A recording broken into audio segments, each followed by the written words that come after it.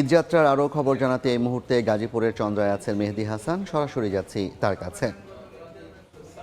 দেখুন, বেলা গড়িয়ে রাত হওয়া শুরু করেছে। এখনো কিন্তু আসলে মহাসড়কে যে পরিমাণ ভিড় ছিল সারাদিন আমরা দেখেছি, সেটি কিন্তু কোনোভাবেই কমছে না। এখনো হাজার হাজার শ্রমিক আসলে বাড়ির দিকে যাচ্ছেন, হেঁটে হেঁটে অনেকেই রওনা দিয়েছেন।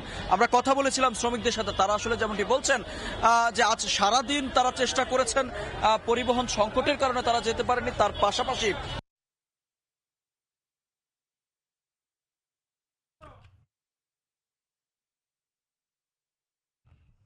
যেটি করছেন যে ঝুঁকি নিয়ে ট্রাকের ছাদে এবং বিশেষ করে যদি বলি পশুবাহী যে ট্রাকগুলো রয়েছে সেগুলো যাত্রীরা তারা বাধ্য হয়ে অনেকেই যেটি করছেন যে ঝুঁকি নিয়ে ট্রাকের ছাদে এবং বিশেষ করে যদি বলি পশুবাহী যে ট্রাকগুলো রয়েছে সেগুলোতে করে কিন্তু আসলে উত্তরবঙ্গের দিকে রওনা দিচ্ছি।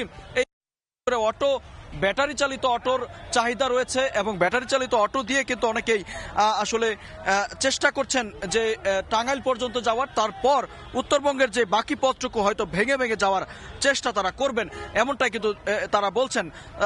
তার চেয়েও বেশি যেটি বলা হয়ে থাকে, আপনি জানিয়ে রাখি যে এটি কিন্তু যানজট নয়, অর্থাৎ চন্দ্রার যে শেষ পয়েন্ট রয়েছে সেই পয়েন্টে মানুষজন, হাজার হাজার মানুষ আসলে সড়কে এসে ভিড় করছেন, সড়কে এসে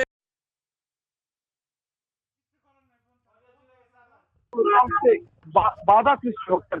তবে শেষ মুহূর্তের খবর যদি বলি, কোনোভাবে কিন্তু দুর্ভোগ হচ্ছে না। প্রতিনিয়ত আসলে মানুষজনের সংখ্যা, যে আসলে যানবাহনগুলো চলতে বাধা সৃষ্টি হচ্ছে।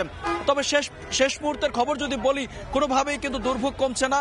প্রতিনিয়ত আসলে মানুষজনের সংখ্যা, ঘরমুখো মানুষের চাপ বাড়ছে এই সড়কে। তো এই ছিল গাজীপুরের চন্দ্রা থেকে আমার কাছে থাকা সবশেষ তথ্য। ঈদে ঘরমুখো মানুষের যাত্রার খবর সরাসরি শুনছিলাম গাজীপুরের চন্দ্রা থেকে। আমি কি কিছু ধরেছি নাকি?